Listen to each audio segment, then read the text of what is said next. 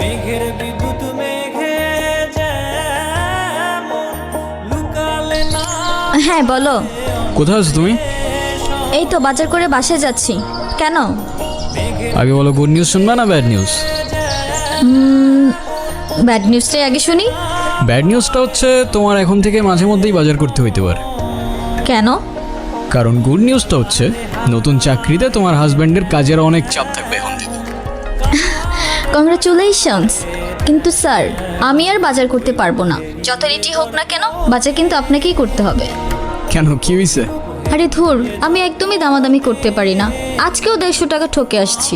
মনের মানুষের সনে, আমার মনের মানুষের সনে মিলন হবে কত দিনে।